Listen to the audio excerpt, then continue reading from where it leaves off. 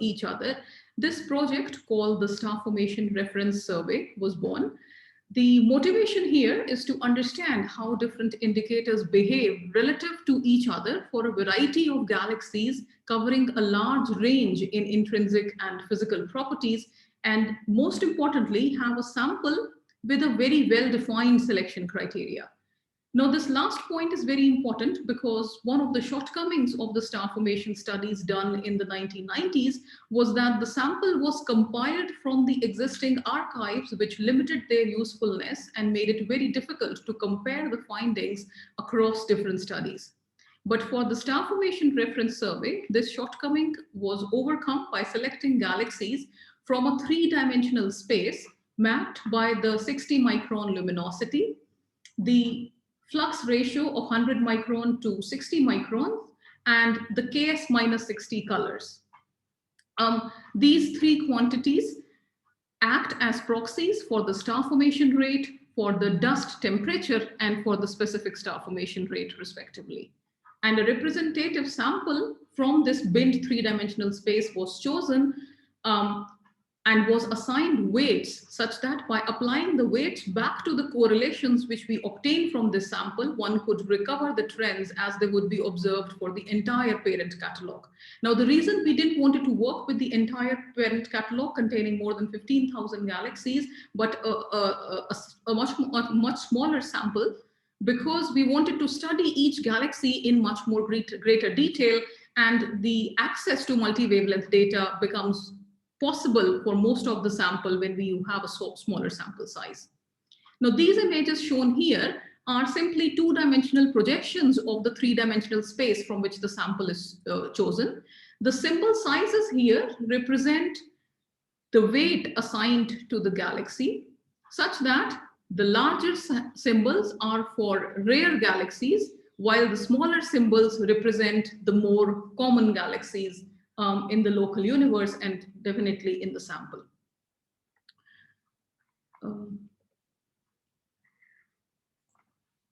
Okay, now since far infrared forms the basis of our discussion today, I would like to stress once again that the far infrared is very, very critical for studying the star formation, because dense clouds of dust and gas can obscure all but the longest wavelength photons.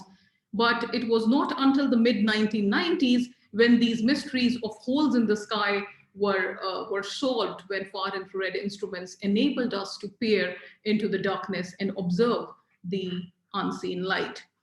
So coming back to the Star Formation Reference Survey sample, it comprises of more than 360 galaxies. These are mostly nearby galaxies, although, as I just told you, there is no actual redshift cut applied. But for this particular work that I'm presenting today, the way we have done the selection is that galaxies are supposed to have UV data from galaxies in at least one waveband, and that kind of eliminated very high redshift galaxies. And also we by hand eliminated some of the high redshift quasars for this study, because we mainly wanted to study the star formation in galaxies. But these are mostly nearby galaxies spanning a very wide range of star formation rates, stellar mass, dust temperatures, metallicities, and also morphologies, as you can see in the suite of images presented here. Here is an old compilation of the multiband data that we either compiled from the archives or have observed ourselves. You will see two crosses here, and that's just because these two figures are very, very outdated. The SDSS now covers about 3/4 of the SFRS sample, and the NAOC, I do not have the exact numbers, but I think that is also, the coverage of the data is close to 60% complete already. We also incorporated the radio data as well, which makes the sample very, very unique. Why? I will come to that in just a minute. But most of the radio data for the SFRS galaxies were taken from the NVSS archives, but using settings with the VLA, which would complement the existing NVSS data, we also observed some of the galaxies to complete our sample. So with these multiband data in hand, we wanted to create a benchmark of nearby galaxies and explore how different star formation rate tracers correlate with one another. Now, in order to do so, we started by taking the popular empirical relations between luminosity and star formation rate at different wavelengths. One thing that needs to be kept in mind here is that all these relations are taken from the literature, which means they are derived for samples selected at different wavebands and hence having a variety of biases. What the SFRS does is gives us an opportunity to see how well those relations would work for a more comprehensive sample. Okay, so a measure of star formation rate, which is completely independent of emission at any other wavelength, comes from the 1.4 gigahertz radio continuum emission, because the radio continuum emission, as you already know, mainly originates from the non-thermal synchrotron radiation from the relativistic electrons in the remnants of the core collapse supernovae. Now, there is also a small contribution from the thermal bremsstrahlung or the H2 regions, and potentially also from an AGN. But as I told you, since we wanted to deal primarily with star formation, we have, for this particular study, for the SFRS survey, we have removed galaxies where the emission have a larger contribution from AGNs by hand. Now, unfortunately, the theoretical ratio of radio emission to star formation rate depends on the uncertain mass cutoff for the type 2 supernovae. And hence, the calibration is usually taken from an empirical comparison of the star formation rate density to the radio power density related to the star formation in the local universe, which would give us a relation of this kind. There are other derivations of such a relation as well, but within measurement errors or within uncertainties, the factor is very, very similar between different studies. We just use this one because it seemed to be a more popular choice in the literature. For the UV and for the far infrared, similarly, we have chosen relations derived by Iglesias Paramo and collaborators in their 2006 paper. And for the PAH, which is where we use the luminosity coming from the IRAC 8 micron band, where the major contributor is the 7.7 micron polyaromatic hydrocarbon features. We use this relation given by Wu et al. In their 2005 paper. So with all these relations in hand, this is the result to our primary goal for this work. Now, this plot shows that the correlations between different star formation rate indicators, generally speaking, are mutually consistent with one another. Okay. In particular, notice that there is a very good correlation between the far infrared luminosity, which mainly comes due to the interstellar dust heated by stars, and the 1.4 gigahertz continuum, which I mentioned, is the non-thermal radiation from the relativistic electrons accelerated by the remnants of the core collapse supernovae. So this plot basically confirms that in the absence of multi-band data, one can use a single indicator to obtain a star formation rate estimate within a reasonable scatter for a large sample of objects. Now, of course, this estimate will vary a lot for individual measurements and from sample to sample, but if you want like a first cutoff, it's possible to do. That's what this plot suggests. Now, a good correlation between the various empirical estimates may not necessarily mean that they are also correct. So in order to test how individual tracers compare against some standardized star formation measure, we first need to choose what that standardized metric should be.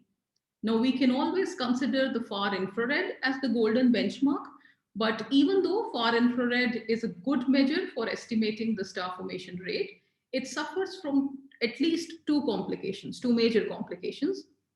One is that some of the UV radiation will escape the galaxy without heating the dust. And secondly, some of the dust is heated by the old stellar populations as well. So an improved estimate was suggested in 2003 by Hirashita and collaborators.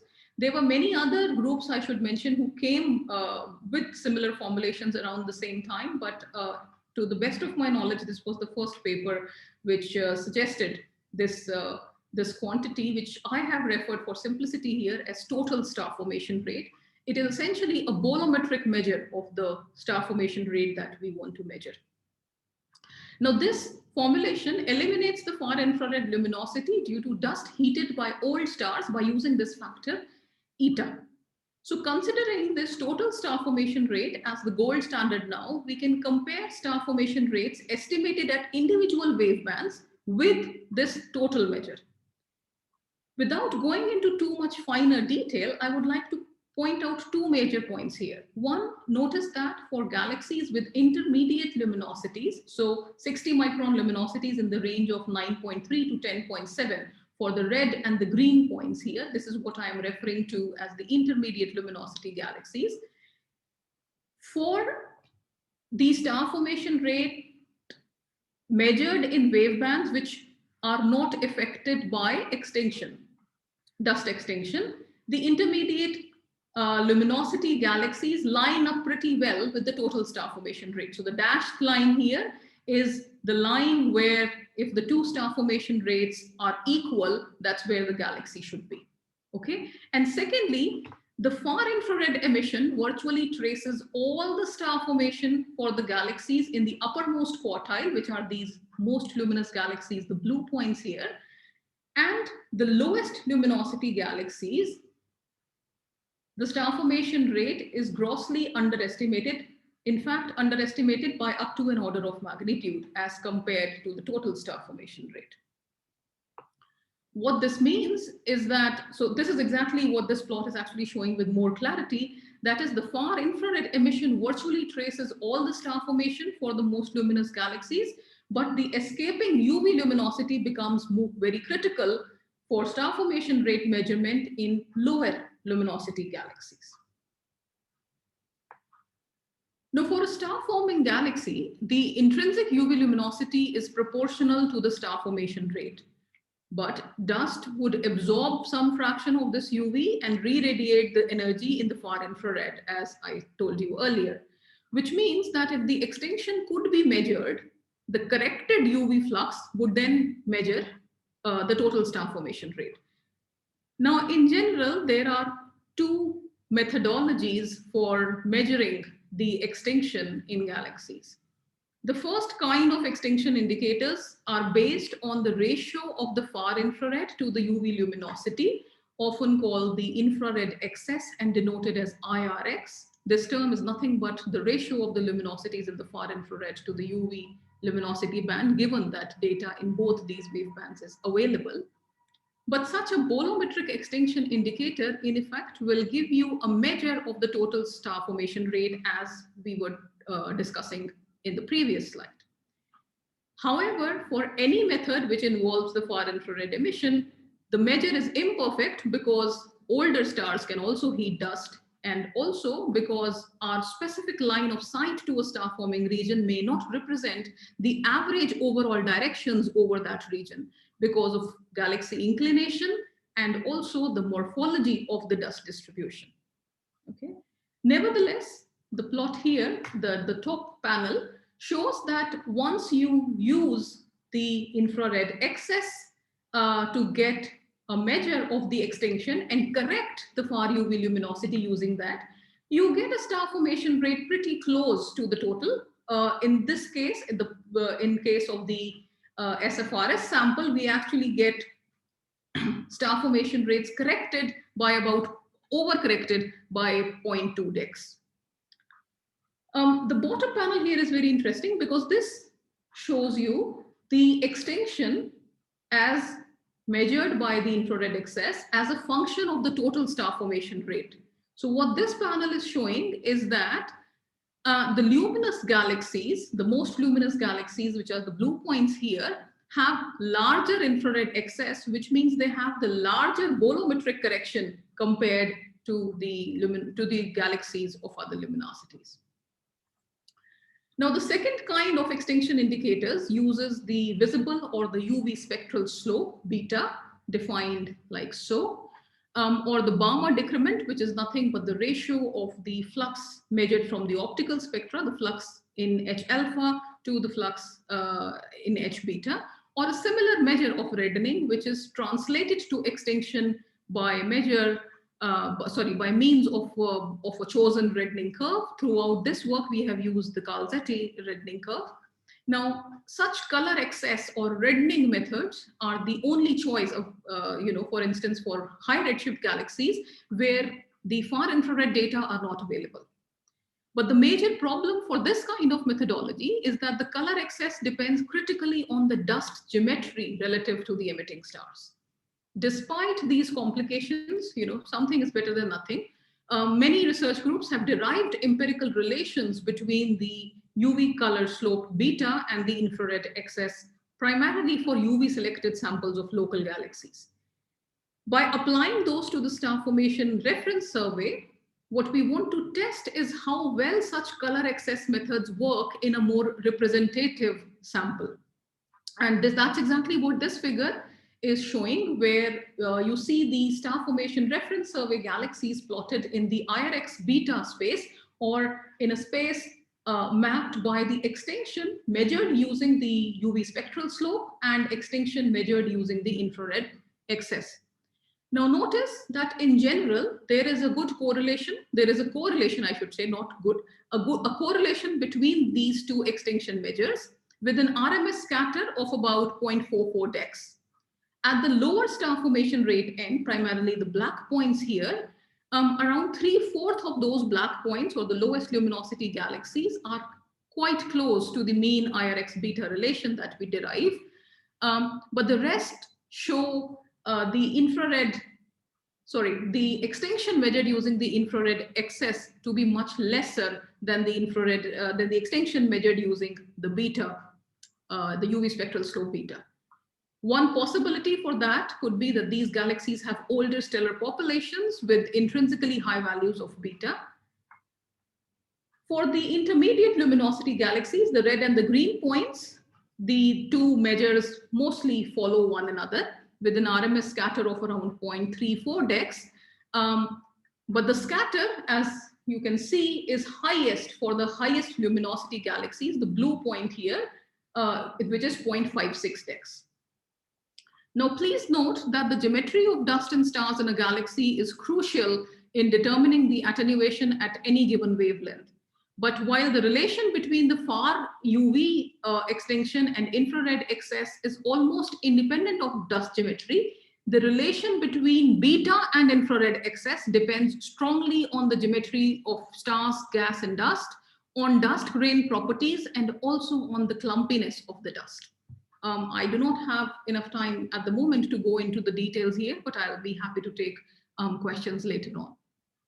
For example, one can consider that if young stars and dust are well mixed in an optically thick cloud, the extinction is high, but the UV light is emerged only from a layer close to the surface and will show much smaller beta. The small beta will also be seen if our line of sight happens to pass through a low extinction tunnel to the young stars at the center of the cloud, while their light emitted in other lines of sight is mostly absorbed. Now, all these considerations can probably explain a lot of the scatter in using in this plot, and in general, the problems faced when one uses only beta to correct for that extinction. I would also quickly mention that for a subset of the SFRS galaxies for which optical spectroscopic data are available, mostly from the Sloan Digital Sky Survey, we have computed the far UV extinction implied by the Balmer decrement, which is this quantity here, as I already told you, which translates into a color excess as given by this simple formulation. Without going into the fine details here, the point to note is that the quantitative analysis shows that the correlation between infrared excess and UV spectral slope beta is stronger than between the infrared excess and Balmer decrement, but there is a large scatter in both those relations. Specifically, the RMS scatter in the lower panel here is around 0.6 dex, in the upper panel here is 0.63 dex, whereas I told you the RMS scatter between extinction using IRX and extinction using beta is of the order of 0.44 dex.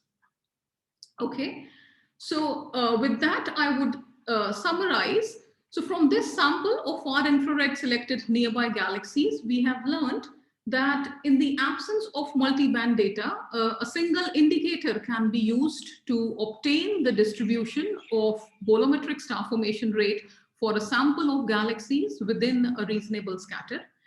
The far infrared emission virtually traces all the star formation in most luminous galaxies, but the escaping UV luminosity becomes critical for the lowest luminosity galaxies. And the luminous galaxies have larger infrared excess ratios and hence larger bolometric corrections. For a fixed UV spectral slope, galaxies having higher star formation rate are more obscured, and this is something that is observed for a variety of other samples in the literature as well, although the cause is not always very clear. The correlation between infrared excess and beta is stronger than between infrared excess and the Balmer decrement, but with a large scatter in both those quantities. I stop there and I'll be happy to take any questions. Thank you. Thank you, Smriti, for an excellent talk and staying within your time. We'll take questions now, so please raise your hands, whoever wants to ask a question. Okay, there's one from Koshi George. Could you go ahead and ask? Yeah, sure. Smriti, very nice talk. I really enjoyed. So the question is that when you use the IRX, the beta and the beta slope and the IRX, you are seeing a higher scatter, but the beta slope itself is basically depending on your star formation history, right? Because the slope Yes. changes when you Yes. when you change your choice for the star formation history, so that can affect your scatter. Yeah, but we are not modeling the star formation history as such here, right? This is just what we observe using the GALAX data. True. In But this particular case, yeah. Agreed. But my point is that the choice of the beta, it's because you're assuming that the slope is not changing because of star formation. It's only changing because of any extinction. So if you're underlying... No, so the underlying assumption here, I think, is that the UV data is giving you the current star formation, and so a smaller timestamp enough that the beta should not be changing within that time. With the lifetime of the hottest stars would live or produce UV. Yeah. Okay, that was my point. Yeah, thank you. Yeah. Any other questions? Please raise your hand.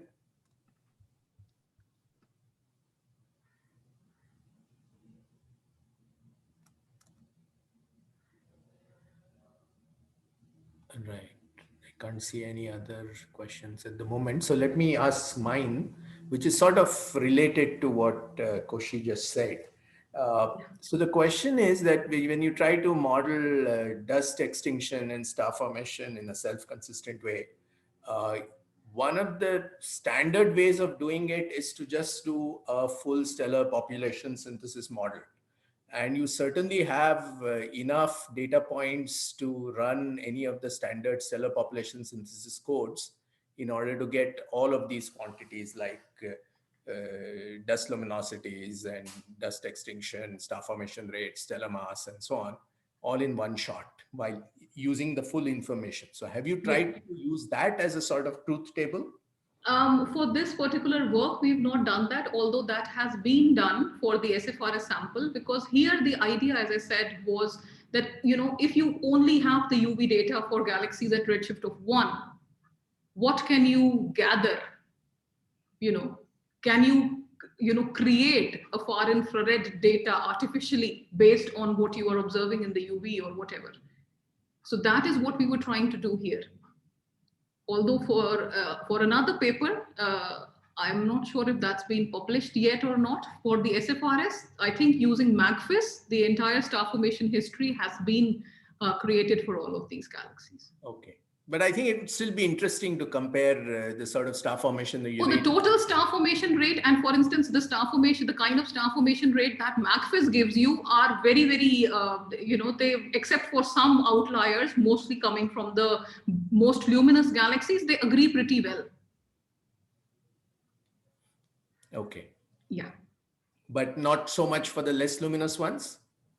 There is actually the discrepancy is mostly in the most luminous galaxies, not in the least ones. Okay. Yeah. Right. Okay. So I had one more question, which was you mentioned something about you made some complementary radio observations using a VLA configuration complementary Uh-huh. NBSS gives you. So could you Uh-huh. say a little bit more on that? I won't remember from the top of my head, but it's all there in the paper. Okay. Yeah. Yeah. Sure. Uh, so I don't see any more hands up for questions. So I'll give it another 10 seconds. Can I ask one more question? Yes, yes. Go ahead, Koshi. Yes, Smriti. So another point which I thought I should ask, but since there is time, so when you showed the star formation rate based on the comparison with the IR far infrared versus the 1.4 gigahertz, Uh-huh. remember correctly, your scatter is very, very small and it's almost Yes. a very tight correlation. So this Yes. says that the extinction is playing a role in all other proxies, except maybe far UV and NUV comparison, right? Well, yeah.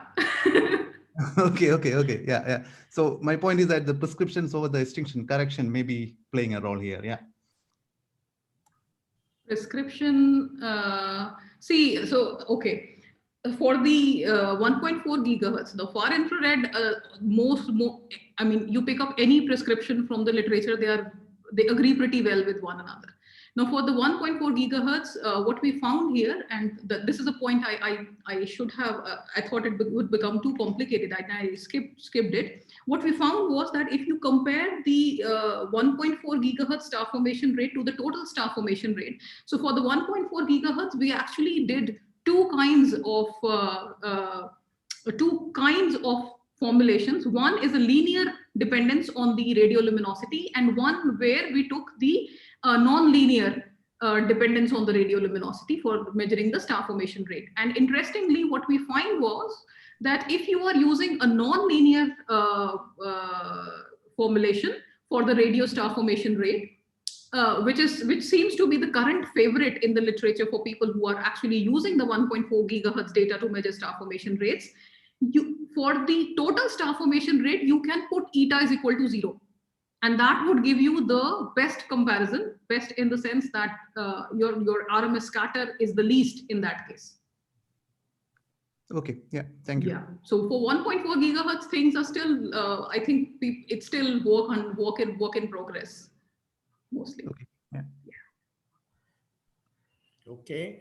Thank you, Smriti, for your talk. And now we'll move to the next speaker, which is Shishir Sankhyayan, who's going to tell us about optical identification and radio source counts in the Saraswati supercluster region. So, Shishir, you can start. Thank you, Yogesh. The screen is visible, right? Yes, it's quite clear and full screen and so on. So I'll give you a 2-minute warning if I feel you're going to overshoot. Yeah. Okay. Good afternoon, everyone. I will be talking about a radio survey which we are doing to observe the Saraswati supercluster, which is at the redshift of 0.3. And this is the list of our collaborators. All of us are doing this work. So the outline of this talk is I'll briefly introduce what is the background of this study. Then I'll introduce GEMS project, which we are conducting through UGMRT, and the observations which we have got, and the optical identification of those, their classification as resolved and unresolved sources, a little bit on source counts from these radio objects and future scope. So the cosmic web is made up of clusters, walls, filaments, and voids. And if you see the Millennium simulation, a slice of a universe, and at a particular uh, time shot, you can see there are these nodes, which are actually clusters You can see filaments also, dark matter filaments here. Also the voids. Similarly, this is SDSS observations. All these dots are actually galaxies, spectroscopic galaxies. We are here, the observer, and you are looking in these radial directions towards the sky. So if you see the distribution of observed galaxies in the universe, there also you'll see that there are these filamentary structures in our universe, and there are nodes at which these filaments are kind of joining. Those places are clusters and groups, and there are voids also where there are almost no galaxies. So, in this cosmic web structure, the largest structures we find are superclusters. So, for example, if you see this wall kind of structure here, it is actually Sloan Great Wall, which is a very massive supercluster. People still debate whether it's actually a supercluster or not, but it's a very large and massive structure in our universe. So, what actually are superclusters? They are cluster. If there is clustering of clusters, or say overdensity of clusters and galaxies on scales of tens to hundreds of megaparsec, then we call those structures as superclusters. We still don't know how these superclusters are formed, whether this hierarchical clustering scenario, because of that, they form on these large scales or not, or what is the physics of their evolution. There is still research that is ongoing to answer these questions. The Shapley and Laniakea Sloan Great Wall, these three superclusters are very famous, and all these superclusters they are nearby superclusters. Even Laniakea is the home supercluster of the Milky Way galaxy. If we see Shapley supercluster, this is the core region of Shapley. Shapley contains around 40 clusters. Its mass is around 10 to the power 16 solar masses, 200 megaparsec in size, and at a redshift of 0.05. So Shapley is at 0.05. Now, if we recently, by Bakchi et al., there was the discovery of another supercluster, big and massive supercluster called Saraswati supercluster. But this supercluster is at relatively higher redshift of 0.28. If you see this image, all these galaxies, these are spectroscopic galaxies from SDSS, and you can see this overdense structure here. This this is actually Saraswati supercluster, which is around 200 megaparsec in dimension, or the size is 200 megaparsec, and mass is almost 2 into 10 to the power 16 solar masses. So if you see in dimensions or number of clusters, this contains also around 48 clusters in this. So dimension wise and dimensions, mass and number of clusters, it is kind of similar to Shapley, which has also 40 clusters and similar mass and dimensions. But the difference is they are at different redshifts. And if you look for these kind of massive superclusters from 0.15 to zero point 0.4, Saraswati supercluster is the only cluster of this size and magnitude. So it is relevant to observe this supercluster or find the properties of of galaxies and clusters in this supercluster. That can be done using multi-wavelength study of this supercluster. So for that, we have started galaxy evolution and magnetization in the Saraswati supercluster project, in short, GEMS, which is led by Ruta Kade. And it is being observed in band 3 of UGMRT, 250 to 500 megahertz. And if you see this plot, this is RA and declination. So this is the sky area covered by Saraswati supercluster, this region. And we have taken some extra region. This this is actually, this will be observed through UGMRT. And if you see these numbers, these are pointings of GMRT, which will cover this entire supercluster. So far, we have done two phases, because the size, if you see here, it is almost 9 degrees. And here also it is around 4 to 5 degrees. So it is a very big supercluster. So the observations are being done in phases. So this is, these black pointings or circles are the pointings which we had observed in phase 1, and blue pointings in phase 2. Similarly, in different phases, we will be covering this entire region. And this star is the central most massive supercluster cluster of Saraswati, and this is another second most massive cluster in the supercluster Zwicky one. All these dots, they are other clusters in this supercluster. So this is, as I said, these are pointing numbers. So this is 35th pointing field. And overall, we have achieved the best RMS around 40 microjansky per beam, and uh, median RMS is around 60 microjansky per beam. And if we see, you can see there are point sources and there are some extended sources. So if, for example, few sources I just wanted to highlight. One is this is actually a cluster, and you can see this extended radio object on top of it. This is another cluster. This is the central cluster, Able 2631. This is actually BCG, and this galaxy is a member galaxy. But you can see this radiomorphology of this particular galaxy. Similarly, there are other non-cluster radio sources within this region, and you can see here some one object. Here you cannot see the host in this.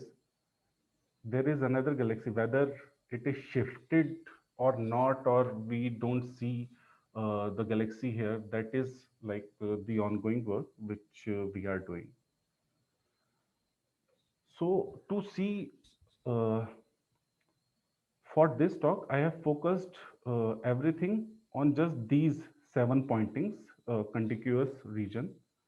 And we have found that there are around 3000 radio sources in this, and it is around, it covers around 6 square degrees.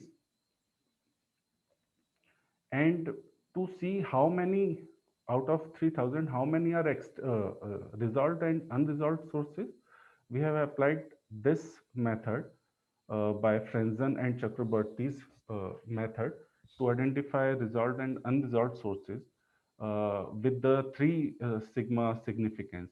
So all these blue dots, these are resolved galaxies, and blue dots are unresolved or point-like radio objects, which is done using integrated flux and peak flux. To identify the host of the optical, radio sources, we have used SDSS data, the latest DR16 data, and just the clean data in photometric and spectroscopic observations. And also we have used WISE. And we have used this reference papers criteria to identify the host or counterparts of the radio galaxy.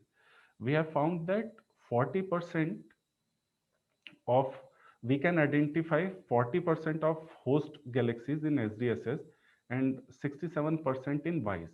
We'll be adding dark energy survey data also in this uh, uh, in this optical database. And we are using WHL cluster catalog to identify the location of clusters within this region. So for optical cross match, if we see in this, this is the difference in declination in RA for a particular source in optical and radio. So all these sources almost within three arc second are identified as hosts of these radio sources, which have the difference almost within 3 arc seconds. And we have also done the source count. That means how much this is the differential source count uh, as a function of flux density, how many sources we can see within the region which we have observed. So if we see up to here, this is a just preliminary plot. We'll be doing more on that.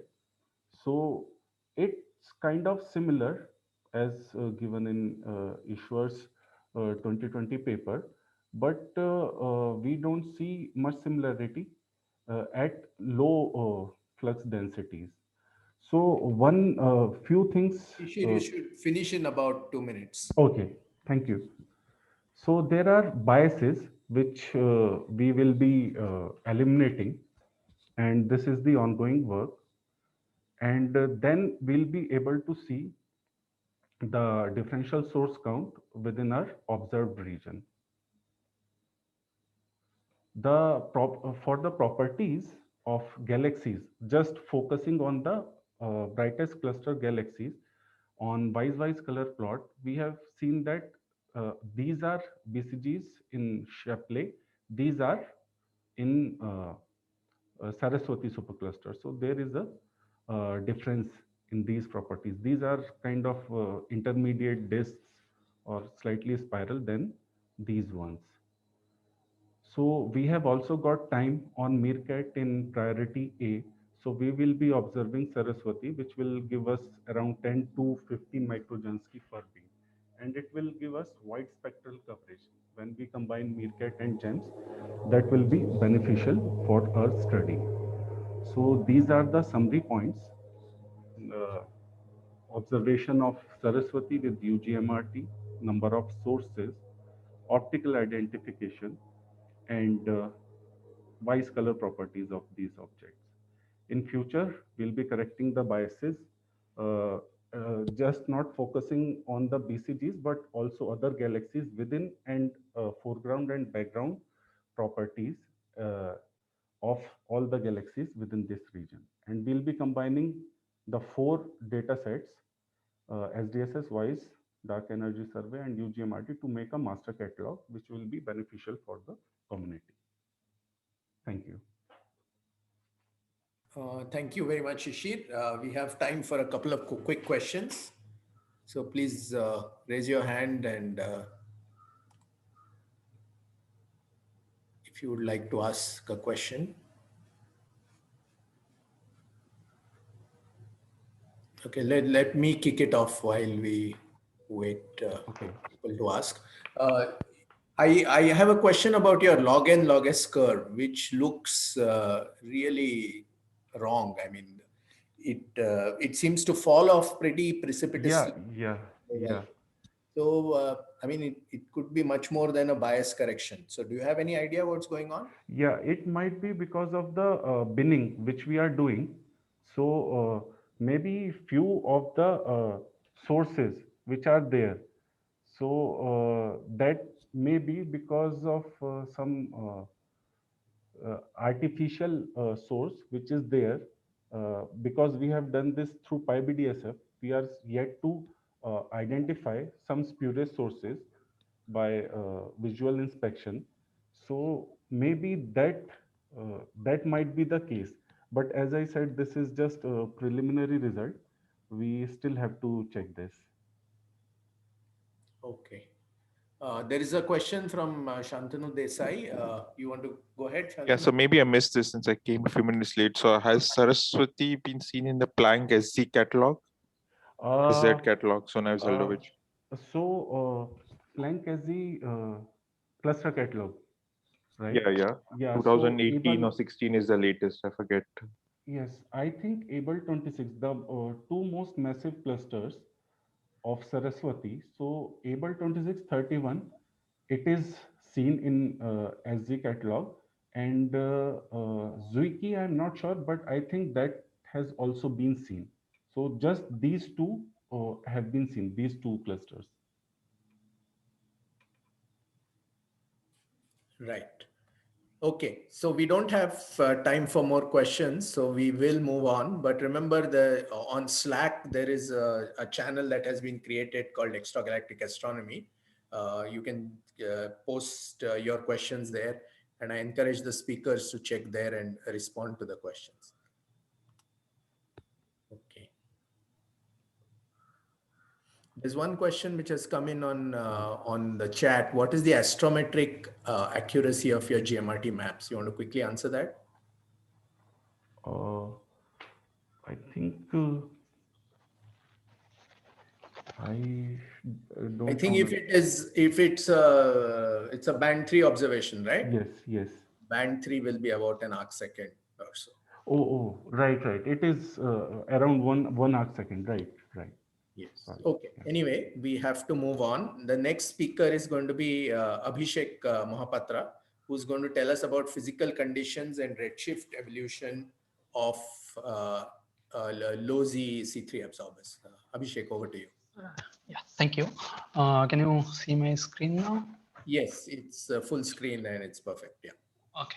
So I'll be talking about the physical conditions and redshift evolution of low G double ionized carbon selected observers. This work was recently published in MNRS, and it is done with collaboration with Anant and Vikram. So first of all, what we want to look at is the how much visible matter is there in the universe. So basically, this is the complete picture of the universe. And if you look at the ordinary matter, only around 10% of the matter that you can see reside inside of the galaxies, whereas most of the baryonic matter exists outside of the galaxies, known as the intergalactic medium, that is the medium between two galaxies, as well as the circumgalactic medium, which is around the galaxies within some virial radius. But this circumgalactic medium basically come into picture a decade ago, and since then there has been a lot of work done on this. So how do like all these ordinary matter, that is the baryonic matter, come out from the galaxies and go to the IgM or CGM? Is basically various violent activity that occurs inside of the galaxies. As you can see, there are like supernova remnants. Then there is the interaction between galaxies, which can push baryonic matter to the outside of the galaxies and so on. So how do you detect this gas? Because this gas you cannot detect in emission. So you need to have a hot source behind these gas clouds so that you can take a spectroscopy and see this gas in terms of absorption, or in certain cases where you see high high ionized gas in emission. But this is not usually happens. So basically you rely on absorption spectroscopy, and such a source is a quasar, which is at a high distance. And if you look at a quasar spectrum, you can have a great path length, that is a very far away, long path length to detect this gas in sort of observers. And here you see a quasar spectrum, and I will be basically talking about a certain region of these certain medium, that is the circumgalactic medium, which is basically traced by the metal lines and Lyman alpha limit kind of observers. And you can see there are like different properties such as over density, which sort of defines where you are looking at, that is where this absorption gas is coming from. And you can see the CGM is characterized with these characteristic properties. So I'll be talking about the CGM gas particularly. So the CGM is I mean, there are several kind of physical properties that occurs in the CGM. For example, the recycling of gas, then there is gas accreting towards the galaxies, then there is diffuse gas sitting around the circumgalactic medium, then there is like gas outflowing from the galaxies through different phenomena. So we do this in two different kind of surveys. So first of all, the survey around galaxies, where we have we know that there is a galaxy, and we shoot sight lines through the circumgalactic medium, and we observe what are the properties of these gas observer or observer that you see around the galaxies. Such an example is the COS-ALO and COS-DWARF surveys, where you can kind of study the properties of this gas around the galaxies. Similarly, you can do a blind survey where you will you won't have any prior information of the galaxies, so you will just look at certain kind of observers, and then you will search for galaxies around it, and you can see if you can find galaxies around a certain observer or not. And for this, you require a high resolution telescopes, for example, like multi-observation spectroscopy or IFU kind of telescopes, where you can go deeper in the resolution so that you can detect the faint galaxies. We have there are different kind of observer selected study that has been done in recent years. So you can see like H1 selected, and then there is single ionized carbon, then double ionized silicon. So each of these observer, you can see that after a certain impact parameter, that is after a certain distance from the galactic center, you see decrease in the strength of the observer. That is, the column density decrease after a certain amount of distance from the galaxies.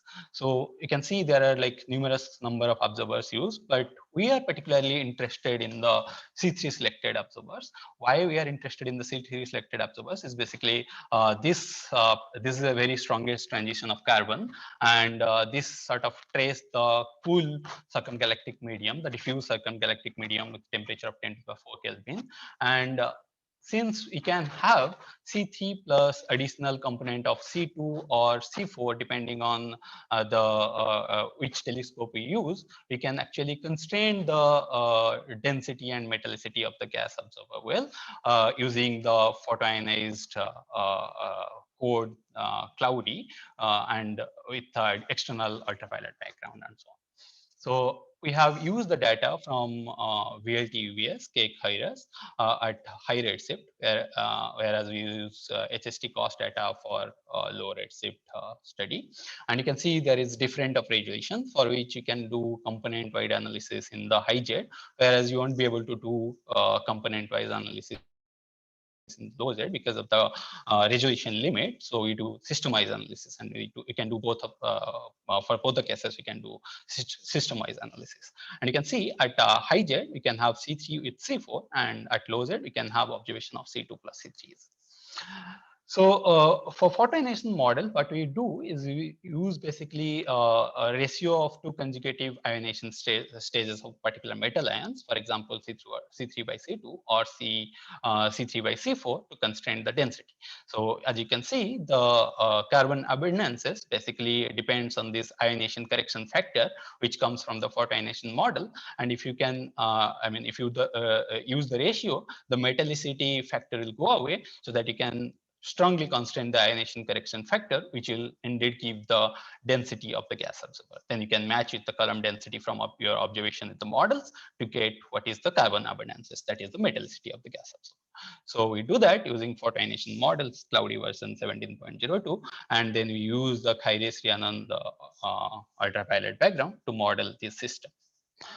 For more details on the photoionization models and what are the different properties that you can get and the error associated with different properties, you can look at the poster by Ansman Acharya. So we use this photoionization model to get different observer properties. As you can see, you get the density and metallicity as well over density and the length. Here the blue color shows you the high jet data, whereas the red color shows you the low jet data, and you can see there is a significant evolution in the properties of the C3 observer when you move from high jet to low jet. And you can see similar kind of things in all the 4 panels, which is the density, metallicity, over density, and length. So that signifies that we should have a strong redshift evolution for the C3 observer. So what we do is we basically bin the observers in 4 redshift bins, that is 0.2 to 0.45, 0.45 to 0.9, and so on. And we see whether there are like redshift evolution or not. So we can see clearly the PDFs of these properties. So clearly redshift evolution when you move from high jet to low jet. So we want to understand how this redshift evolution in density comes, so that we can whether it is coming from the ultraviolet background or not. So we do this ratio of column density versus redshift plot. So the curve shows the a model output of the ratio, whereas the scattered dotted points shows the observation points. So the blue is for high jet and the red for low jet. So as you can see, there is a clear redshift evolution in density if you go from like low jet to high jet. So we may conclude that these redshift evolution in density could be significantly due to the change in ultraviolet background when we sort of move to high jet to low jet, or to the latter universe.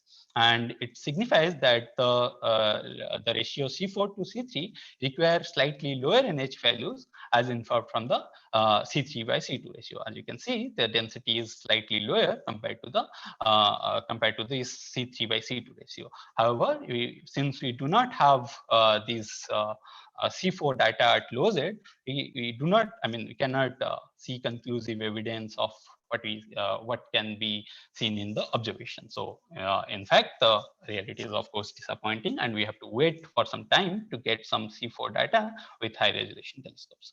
Next, we want to look at the size metallicity relation of C3 observers that we observe. So we can see that the high metallicity cloud, basically the x-axis is metallicity and the y-axis is the size of the observer, and you can see like the square are the high jet data and the circles are the low jet data, and you can see that there is a strong correlation between metallicity and size of the observer, and the high metallicity clouds are generally compact clouds. So to know how to test this correlation, what we do is basically we allow the clouds to cool from a higher temperature, that is 10 to the power 5.5 Kelvin, to the temperature of the gas cloud that we obtain from our photonation model, which is roughly around 10 to the 4 Kelvin, and we calculate what is the time taken by the observer to cool from this high temperature to low temperature. And when you multiply this with the sound crossing time, you can obtain what is the cooling length scale. So we find that the cooling length scale sort of trace this correlation that we observe in the metallicity size relationship. And this is well given in a theoretical paper, Mackert et al. 2018, where they sort of show that in isochoric, the cloud cools from a high temperature isochorically, it can form a smaller cloud and compact cloud. Similarly, if you go isobarically, it can also form these tiny clouds from a bigger and hotter cloud. So you can assume this same phenomena occurs in the Earth's environment, where a cloud goes up and cools, and then again sort of cools to smaller cool clouds, and then fall back as rain. So you can imagine that sort of what phenomena occur in the CGM as well. Also we see we want to look at if there is a biomodality in C3 observer, that is if there exists two kind of population in the C3 observers. And you can see that this is basically a carbon 3 with size of the observer part, and you can see that the high metallicity clouds, which are color coded here, and you can see the orange and reddish kind of points here, you can see a strong correlation with C3, the size of the observer, so a strong correlation with the C3, whereas the larger low metallicity clouds do not show that some strong correlation. I can clearly divide these two sort of different population of C3 observers. So to verify that, we plot with NH1, that is the neutral hydrogen column density. However, as you can see, the low jet data is typically selected with column density greater than 10 to the 15. So we sort of need more data here to test if the biomodality that we see is actually evident or not.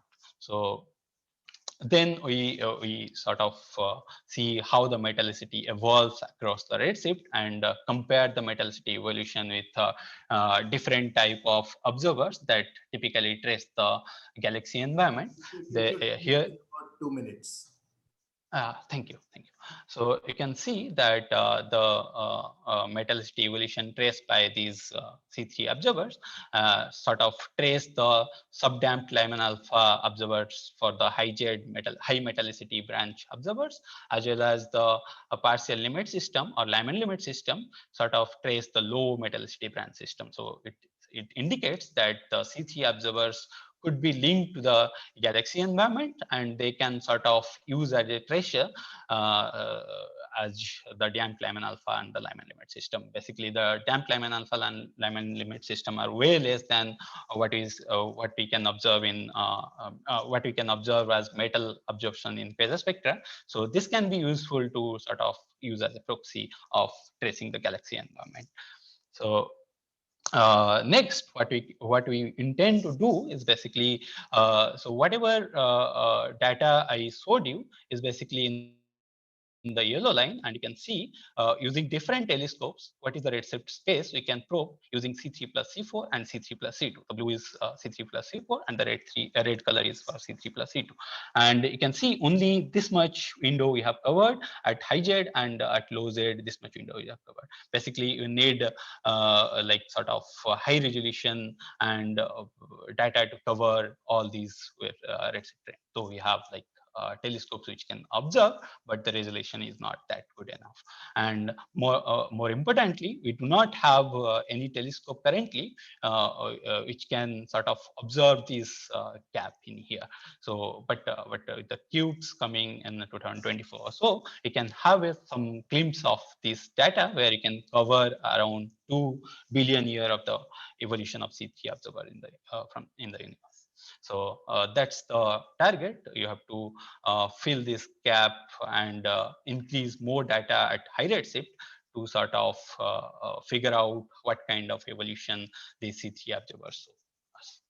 So in summary, this is what we have done. Basically, we have shown the complete physical properties of the C3 observer. Then we see a size metallicity relationship, which can be well explained using a cooling time scale. Then we sort of see biomodality in the C3 observer, but which needs to be confirmed with a more uniform sample. Then we compare the metallicity evolution with the observer that trace typically the galaxy environment. So thank you. Okay, questions, please raise your hand. And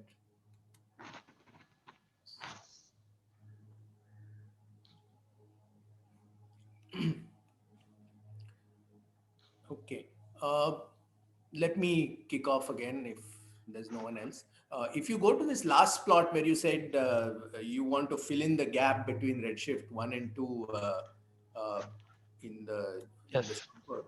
Now tell me why is there such why is this region of redshift space so sparsely populated with sorry, I didn't get you. Can you? No, what I'm asking is why is it that you don't have any data points in this region? Right. So the wavelength of C3 is around 977 angstrom, and C4 is 1548 angstrom. So the spectrographs which are on board, like HST COS or EVS or HIRES, they don't cover these spectroscopic range to observe these two ions simultaneously, because if you multiply it with 977 into like 1 plus Z, it won't cover that particular wavelength range which you need to observe these. But so you need basically a sort of near UV spectrograph, right? Correct. Correct. The COS has sort of coverage up to 3200, but the resolution there above 2200 is not that good to detect these metal ions. So that's the problem with COS. So, but is there something that is coming up that will provide this? Yes. So basically, this is the cubes, which sort of gives a wavelength coverage from 3000, but it will have a good resolution. I mean, so that you can look at C3 inside of the Lyman alpha forest, because inside of the Lyman alpha forest. So let me show you this figure. So you have to find C3 from this Lyman alpha forest, which is typically difficult because most observer will be blended by hydrogen lines, because you'll see mostly hydrogen. So you need a high resolution to detect the C3 from these forests. So which can be, and which possibly can be done with cubes kind of telescopes, where you have a great resolution. Okay. So yeah. So there seem to be no further questions, and we have also run out of time. So we will now move on to the next speaker. I hope he's here. This is a talk which was to be given by Harsh Kumar on Small Telescope Big Dreams, an effort to find kilonova with the Growth India telescope. But I believe Harsh is unwell, and Varun is going to present on his behalf. So Varun, if you're on, please start sharing. Yes. Hi everyone. So I am not Harsh, and he was actually quite excited about this talk, excited enough that he had his slides ready a week in advance. But instead of that, it's going to be me using his slides happily and giving the talk instead of him. So what I'm going to talk about is small telescope and our big dreams. So we've been hearing about multiple observations with various telescopes around the country. This one here is the Growth India telescope, which is a 0.7 meter telescope. And it was set up as a part of the growth project. And one of the explicit goals for this was to search for kilonovae. So what are kilonovae? Well, we should start off with what is it that happens when two neutron stars merge. So there's this great animation made by GSFC. So what you see in blue rendered are gravitational waves. And as the two neutron stars are spinning around each other, they lose energy to gravitational wave emission, which means that they actually come closer. There's a spectacular collision and you create a large disk of debris around it. You also end up launching jets. And these jets then in turn may get decelerated as they interact with the circumstellar medium. So there's a lot that is happening here. And this is one of the poster childs of multi-messenger astronomy, because what you get here now is two aspects. One is the gravitational waves, and I'm not going to go into detail about those phenomena here at all. But I'm sure that you'll have heard a lot about it. In particular, the event which became famous was GW170817, which was the binary neutron star merger that was detected in gravitational waves and along with it in electromagnetic emission. And this electromagnetic emission is what I'm going to focus on. So if we look at a schematic of what happens here, then at the center, you have this black hole which has been formed by the merger of two neutron stars. There are multiple channels that are possible here. The two neutron stars that collide could form a short-lived or a long-lived intermediate neutron star, which could then collapse into a black hole. There could be a direct black hole formation. These are also the progenitors of short, hard gamma ray bursts. So if you happen to be along this axis, vertical axis, then what you're going to get is a bright short GRB. And you would see the high energy emission lasting for a fraction of a second to maybe a couple of seconds. But after that, you'll get the optical afterglow that lasts for hours to days, and the radio afterglow that would be seen on timescales of weeks to years. But what happens if you are outside this jet cone? The conventional answer until a few years ago was that you will see nothing. But now we have seen these things, and emission here in optical and near infrared is called a kilonova. It would peak in a time scale of around a day to a few days. And then as the shock goes out, it interacts with the ejecta as it goes out. It interacts with the interstellar medium, creates a shock there that will give you very long-term radio emission. There are also important aspects about the merger physics here, which actually play a role in the kind of emission that you get. For example, when these two neutron stars are actually merging with each other, going back to the previous slide here, these two neutron stars are actually going to get tidally stripped and they are going to eject matter, and that is called a dynamical ejecta. And how much dynamical ejecta you generate is actually going to depend on the equation of state of the two neutron stars.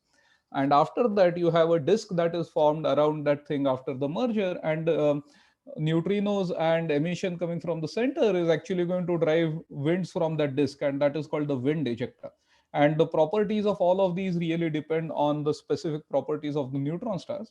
Also, very similar components and emission have been predicted if you have the merger of a neutron star with a low mass black hole. If it's a very high mass black hole, it just follows the neutron star hole. But if you have a few solar mass black hole, 3 to 5 maybe, or maybe a bit more, then it will actually tidally rip the neutron star apart, and that is going to give you more emission in electromagnetic wavebands. So what we are focusing on here is the O3A observing run of LIGO. So the O3 run started in 2019, ended in 2020 due to the pandemic and lockdowns. The first half of it, O3A, LIGO was on the roll as compared to previous observing runs. There were 34 events which were detected, out of which at least 10 for which on the right side we have these sky maps plotted. About 10 of these at least had one neutron star. So they were either binary neutron star or neutron star black hole events. And these alerts were sent out to us. We are no longer in the closed MOU days of observing. So alerts were sent out as human readable GCN circulars, which would come to you in email. But much before that, you would usually get machine readable GCN notices. And with the Growth India Telescope, GIT, we followed up 6 of these mergers.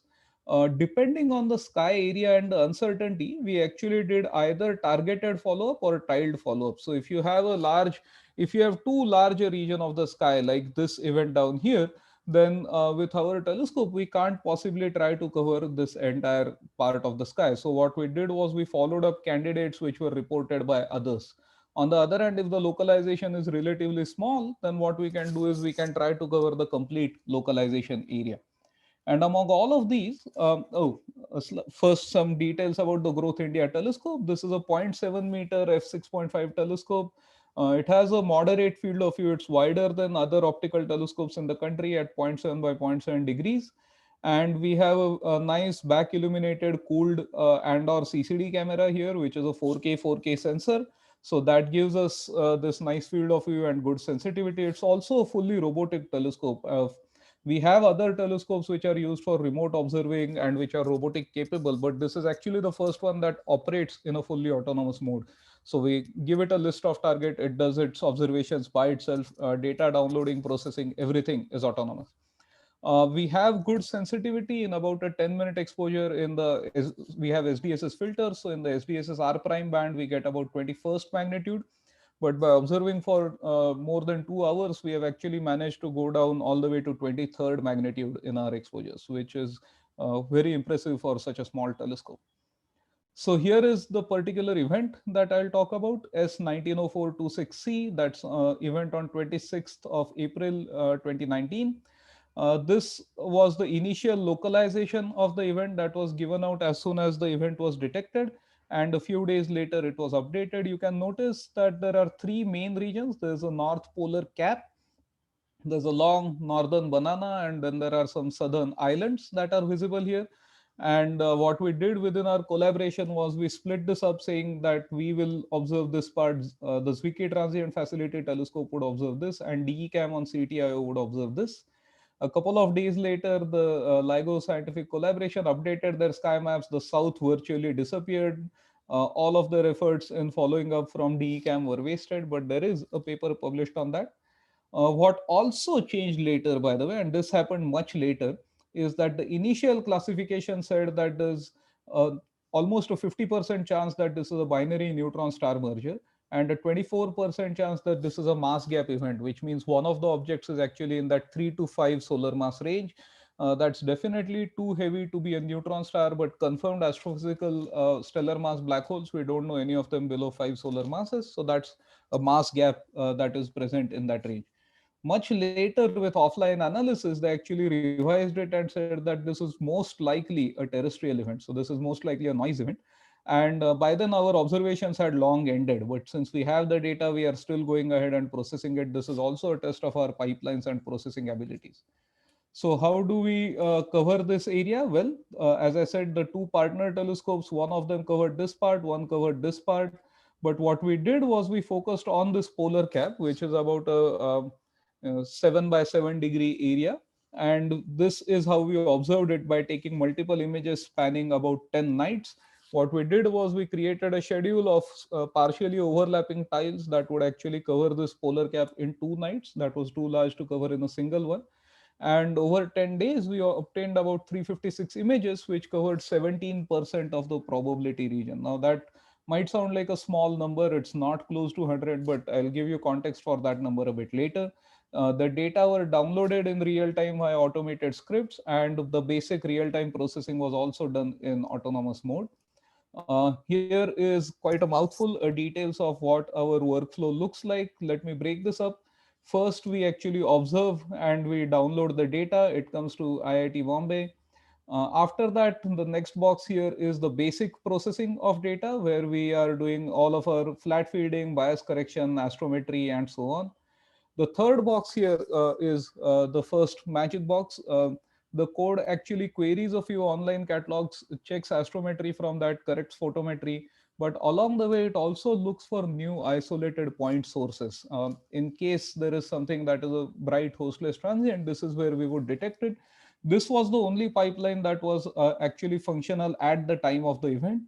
What Harsh has been doing for close to 2 years now is developing this last part of the pipeline, which is image subtraction, which is where we take these data, compare them with reference images from pan stars, and we look for, after subtraction of those reference images, we look for any transients.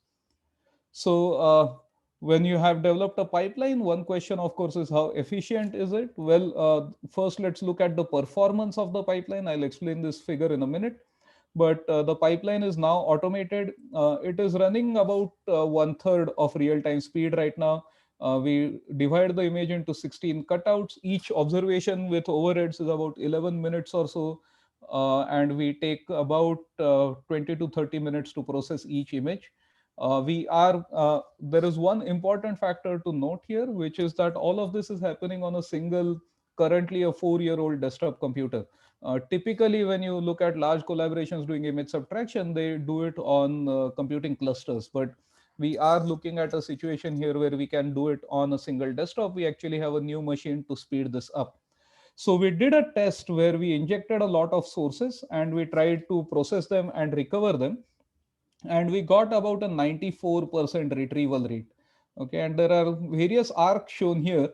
The raw efficiency is that out of 100 sources, there is this arc here which is marked retrievable, which is about 85%.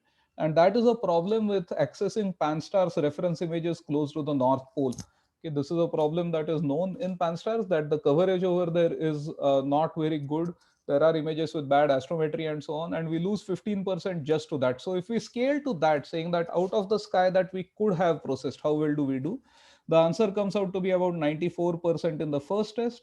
And the second one was that we also wanted to check our human scanning efforts, and that also gave us a similar efficiency. So our net efficiency is about 15% loss to sky coverage, and about 6% of sources are actually lost by the pipeline, which is a very high efficiency score for image subtraction and transient recovery pipelines.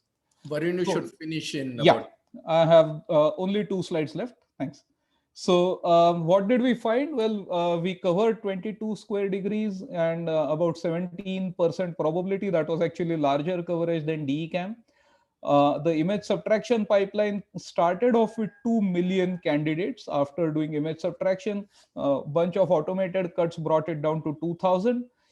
3 people independently checked every single one of those 2,000 candidates, and 5 genuine astrophysical transients were found. all 5 of them, the evolution was too slow for them to be actual counterparts to gravitational wave sources. So the number of counterparts is 0. So looking at this in comparison with other surveys, we had 3 telescopes within the growth collaboration that we distributed this task over. Growth India telescope covered 17%. It's a 0.7 meter telescope with a half square degree field of view, competing against a 1.2 meter Palomar telescope that has a 47 degree field of view, and also costs about 10 times as much. And then CTIO, which is a 4 meter telescope and a 4 square degree field of view with DECAM. So we actually did better than them. Here's a graphic representation of our field of view as compared to those. And that means the score is pretty awesome.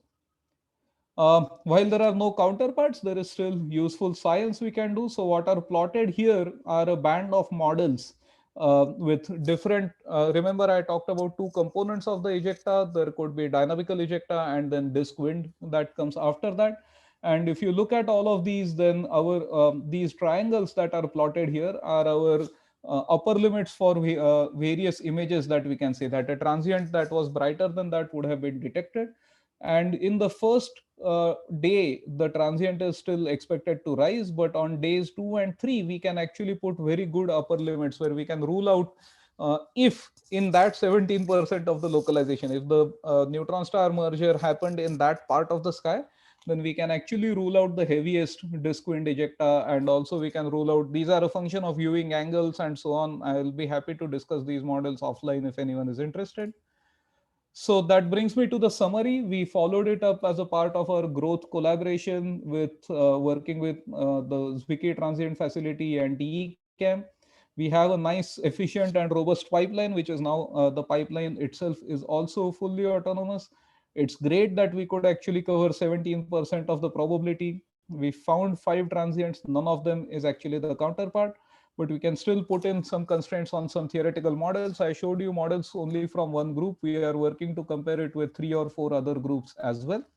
So I'll leave you with that. Thank you. And you can find more information about the Growth India telescope here. Thanks all. Thank you, Varun. So if anyone would like to ask a question, please raise your hand.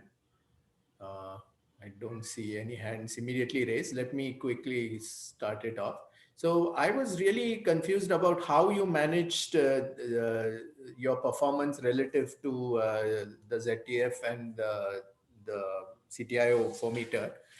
Given that your field of view is so small, did you simply have just more time on your telescope? No, we actually got that by thanks to what the source itself did, which is this. So you see that at the time of this event, ZTF actually was incapable of pointing to the North Pole, which has been fixed since. So the highest probability region that is to be covered over here was left completely free for us. What DECAM could observe was this low probability large area region, and what ZTF observed was this very large region with intermediate probability. So ZTF did end up tiling all of that, and when the localization was updated, the overall probabilities actually changed a bit. DECAM's probabilities went down, but since we were focusing on this part of the sky exclusively, we actually got very good coverage there. At other times, what we do is, so every time there is an event, we have a quick call to decide what the strategy here should be, because we want to fully leverage the longitudinal separation between these telescopes as well. So we can follow up when other telescopes are in daytime. Right. Okay. Any other questions?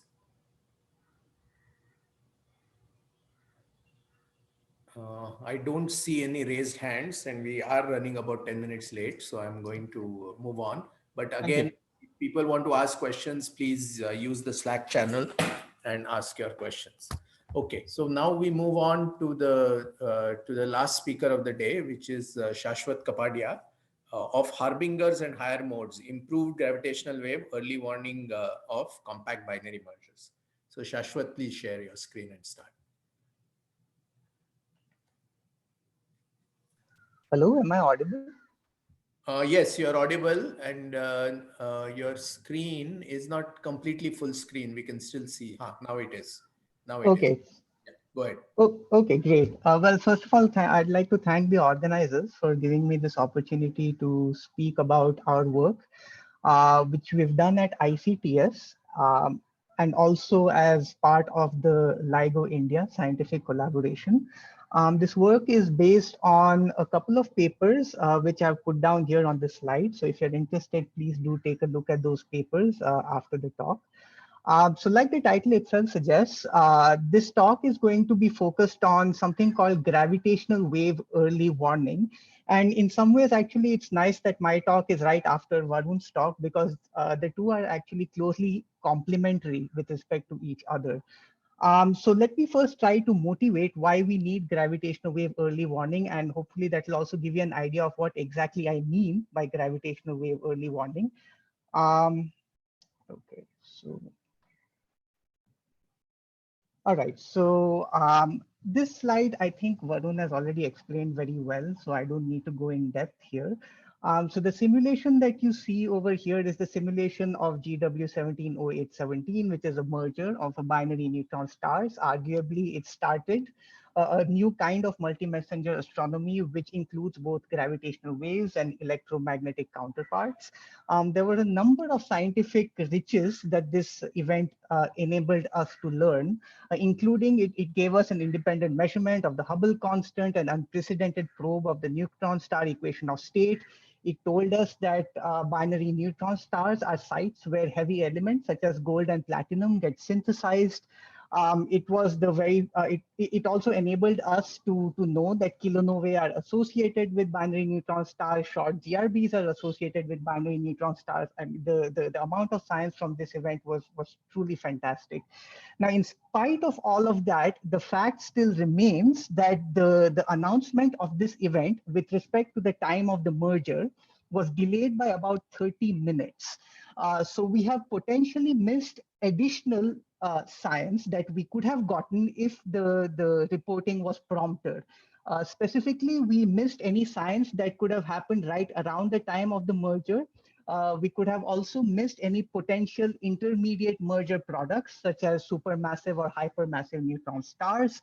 So the observation of those things through electromagnetic telescopes was missed because of the fact that the GCN, the circular, was delayed by about 30 minutes. So ideally, what you want to do is that you want your gravitational wave software setup to be able to produce a pre-merger alert so that the telescopes have sufficient time to slew towards the localized event and start observing the event and catch it right at the time of the merger to maximize your science gains. Now, the idea of gravitational wave early warning is actually not very new. In fact, there was a proposed paper back in 2012 where they talked about doing gravitational wave early warning targeted at binary neutron star-like systems, where these systems have symmetric masses, they are relatively light, and therefore they spend tens of seconds to minutes within the frequency band of ground-based interferometric detectors. Now, the idea here is that because these systems that are light spend so much time within the band of ground-based detectors, you should be able to accumulate sufficient signal to noise ratio or SNR so that the source is localized well before the time of the merger. And if you were to send out the alert well before the merger, the telescope should be able to slew towards the location and follow up the source right at the time of the merger and pick up any electromagnetic counterpart right at the time of the merger. So this idea of a gravitational wave early warning is not new. However, notice one thing, that this is targeted only at binary neutron star-like systems. So the question you might ask is, well, what about neutron star black hole systems? We know that certain neutron star black hole systems could be EM bright or electromagnetically bright, meaning that they could produce electromagnetic counterparts. Now, whether a neutron star black hole system produces an electromagnetic counterpart depends on how asymmetric the system is. So the smaller the mass ratio, the more likely it is to produce an electromagnetic counterpart. Conversely, if the black hole is spinning sufficiently, even a very asymmetric system could produce an electromagnetic counterpart. And finally, all of this ultimately rests on the equation of state of the neutron star, which to date we have not completely constrained. So there are a few things that that the neutron star system depends on in order to be able to produce an electromagnetic counterpart. Nevertheless, from the perspective of gravitational wave early warning, it turns out that neutron star black hole systems are heavier than binary neutron star systems, and therefore they spend a smaller time within the band of ground-based detectors, and therefore accumulating sufficient SNR well before the merger becomes difficult. And therefore gravitational wave early warning for such systems becomes more difficult. So the question then is whether we can somehow increase the in-band time of these neutron star black hole systems in order to be able to do gravitational wave early warning. And this is where basically our novelty or our work comes in. So the idea here rests on the notion of gravitational wave higher modes. So what do I mean by that?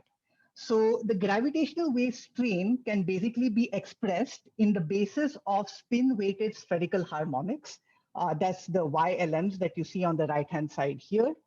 Now it turns out that these HLMs, which are basically the contribution to the total gravitational wave strain, these HLMs tend to become weaker the higher the mode is. So the most dominant mode is the 2-2 mode. The next dominant mode is the 3-3 mode, and then the 4-4 mode, and so on. And it turns out, in fact, that after the dominant 2-2 mode, the 3-3 and 4-4 modes are actually fairly weak. And because of that, these higher modes are typically excluded from the template banks of the searches that do the searches in real time. And therefore, doing gravitational wave early warning with these 3-3 and 4-4 modes becomes a bit difficult. Nevertheless, what I would like to point out here is that these 3-3 and 4-4 modes can actually become significant provided your system is asymmetric and provided that the orbital plane of the binary is inclined with respect to the line of sight of the observer. So now you might ask, well, what has this 3-3 and 4-4 mode got to do with gravitational wave early warning? And this is where I would like to point out a very simple and cute little equation here. So what this says is that the higher the mode, the higher the multipole, the larger the frequency of vibration will be. So in other words, the 2-2 mode vibrates at twice the orbital frequency. The 3-3 mode vibrates at 3 times the orbital frequency, the 4-4 mode at 4 times, and so on and so forth. Now, this has a very important implication. What this means is that the 4-4 mode will enter the band of the ground-based detectors before the 3-3 mode, which in turn will enter before the 2-2 mode. So what this tells you is that if you were to include these higher modes, they would enter the band before the modes below them, and therefore potentially enable you to improve your early warning abilities. So here's actually a proof of principle to show you what I mean. So what I have on the y-axis is the localization sky area for a given system, which I've put down right here, 15 and 1.5 solar masses, inclined at 60 degrees and located at 40 megaparsecs. There's a typo here. This should be 40 megaparsecs. And this is the sky area localization as a function of time to coalescence. Now you have two lines over here that you can see. The top line corresponds to the reduction in the sky area as you're accumulating SNR and as the time to coalescence is becoming less and less. The top line corresponds to just when you have the 2-2 mode. The bottom line corresponds to when you have the 2-2 mode in addition to the 3-3 and 4-4 modes. And what you notice is that when you have these higher modes included, the localization sky area is consistently smaller than when you were only including the dominant mode. So this is clearly telling you that if you were to include these higher modes, your early warning abilities, your localization ability will actually consistently improve at all early warning times. All right, so we now did a more large-scale test where we varied our binary parameters. The smaller mass was varied between 1 to 3 solar masses, and the mass ratio is varied between 4 and 20. We also varied the extrinsic parameters of the binary, and we considered 3 observing scenarios, which are somewhat futuristic. The O5 scenario, in which you have the 3 LIGO detectors, including LIGO India operational, as well as Virgo and Kagra. You have the Voyager scenario, in which you basically have the O5 network, but the LIGO detectors are upgraded. And then you have a 3rd generation involving 2 Cosmic Explorer detectors and 1 Einstein telescope. And the 2 higher modes that we consider here are the 3.3 and 4.4 modes. All right, so this is the first set of results for the O5 observing run. On the X and Y axis, I have the intrinsic masses, M1 and M2 of the compact binaries. What I have here as lines are basically the spin of the black hole in the neutron star black hole system. These lines basically demarcate regions in this M1, M2 plane, which are electromagnetically bright. So everything below these lines will be electromagnetically bright. We also consider 2 equations of state. Like I mentioned, the EM brightness depends on the equation of state. So we consider the SLY equation of state and the stiffer 2H equation of state. And the color here represents basically the 90% confidence localization sky area. So as you can see, for the plot here, you have the 90% confidence area of the 2.2 plus HM, meaning you have included the higher modes. And over here, you have how much your localization is reduced if you were to include the higher modes. So it's omega 22 plus HM divided by just omega 22. So what you immediately see over here is that with the inclusion of higher modes, you are able to localize for a good fraction of this parameter space to localization areas of a few hundred square degrees. And this corresponds to a reduction factor of about 3 to 4. So as you can see, the inclusion of these higher modes is considerably helping your early warning abilities. All right, so in the next one, we have basically the same study, except instead of the O5 scenario, you now have the Voyager scenario. And again, with the inclusion of the higher modes, you are able to reduce your localization sky area to about a few hundred square degrees.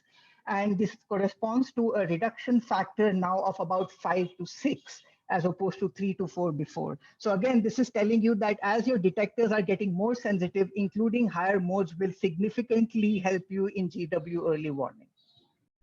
And finally, you have the proposed 3rd generation network, 2 Cosmic Explorers and 1 Einstein telescope.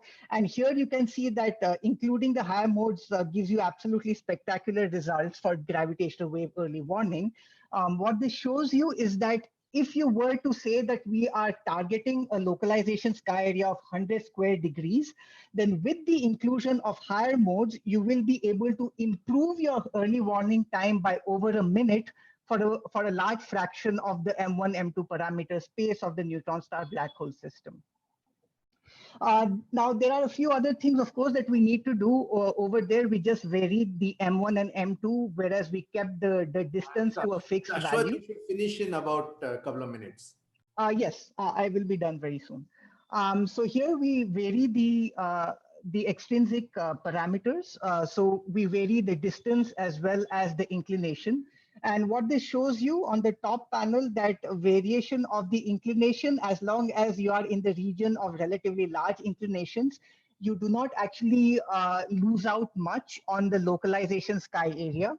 On the other hand, what you find is that, as expected, as you increase the distance, the localization sky area becomes worse. But nevertheless, again, you must notice that every time you include the higher mode, even though you're losing out on the localization sky area, including the higher mode always does better than if you just were to use the 2.2 mode. So again, this is an advertisement for why you should be including gravitational wave, higher modes for gravitational wave early warning. All right, so I now come to basically my last slide with any scientific content. So this is a full population study where we injected 100,000 binaries in Gaussian noise. We varied the equation of state quite a bit. We considered 31 equations of state. And here you have cumulative histograms. And specifically, if you were to focus on the last 2 panels on the right-hand side, what you will notice is that with the inclusion of the higher modes, you are able to get a reduction factor of greater than 2 for approximately 35% of the systems, or up to 35% of the systems in the O5 scenario, and this percentage increases to about 50% in the Voyager scenario. So I now come to my summary slide. So this work of ours basically tells us that including gravitational wave early warning could significantly improve our early warning abilities. Not only will it enable a tighter localization sky area, it will also enable us to get to that tighter localization sky area earlier than if you were to just use the dominant mode. In the future, we are hoping to also see how this inclusion of higher modes improves our estimation of the distance and the inclination of the system, which will inform astronomers better as to whether they want to follow up the system or not. And finally, currently there is actually ongoing work within the LIGO collaboration to incorporate these higher modes in the flagship sky localization software called Daystar, and this is currently work in progress. All right, I'm done with my presentation. Thank you very much for your attention. I'm happy to take questions. Please raise your hand and ask any questions you want. I see one hand raised already. That's Jasjeet. Jasjeet, please go ahead. Yeah, so I wanted to check if you have tried to go back to the neutron star merger data and look for any of these things in the real data as well. So yes, so currently there is currently work going on in analyzing this data offline. And in fact, very recently, there was a publication that came out from the LIGO scientific collaboration. It was called GWTC2, the Second Gravitational Wave Transient Catalog, where they actually dug deep into the data to look for such systems. And they have actually cataloged, but while there are some interesting candidates, none of these are very strikingly obvious neutron star black hole systems. They are no. I meant we do have one neutron star binary system. Mm-hmm. Will that not have any of these modes? Okay, that's a good question. So the point it turns out is that because they are symmetric in mass, these higher modes are very, very weak. The higher modes only get excited when your system is asymmetric. That's why this method will only work for neutron star black hole systems where one object is less massive than the other one. So the system like 170817 had masses that are very similar, and the higher modes were almost not detectable. So okay, thank you. Yeah. I have one quick and basic question. Why was the GCN delayed by about 30 minutes for this event, for the merger event? So the reason I think is actually sort of explained in the detection paper. So if you remember the detection paper of GW170817, you would have seen a graph of the chirp, the increase of frequency with respect to time, as well as the SNR. And right in that chirp, you would have seen a very, very big glitch. So because of that glitch, some of the significance of the event was lost. And it was only later on when they excised the glitch that they were confident enough that, okay, this is a binary neutron star system and observers should know about it. So they had to make sure that, they needed some human intervention before they could put out the GCN. That's right. It was because of the glitch, this big glitch. Okay. Yeah. That particular event also had such a low SNR that they never released a waveform. Correct. That is also correct. Yeah, I remember that. Yeah, it's a pretty weak event because it sort of gotten used to black hole mergers, honking big signal to noise. Yes. I just wanted to add that after this glitch was excised and they reconstructed the signal, the SNR was actually pretty loud. The whole problem came because of the glitch. So yeah. Okay, fair enough. So we have shot over time by about 15 minutes, but I think we had a useful discussion. So this is the last talk of the session. We will end the session now, but people are encouraged to continue interacting on Slack. there is a channel called Oral Extragalactic Astronomy. So where the oral sessions can be discussed. So please go ahead and post questions there, and I urge the speakers to also look at the channel and respond to the questions. So thank you very much to all the speakers. We will end this session now, and in about 15 minutes we start with the next session, which is, I believe, the GBM meeting. Okay, thank you very much. Thank you, Yogesh.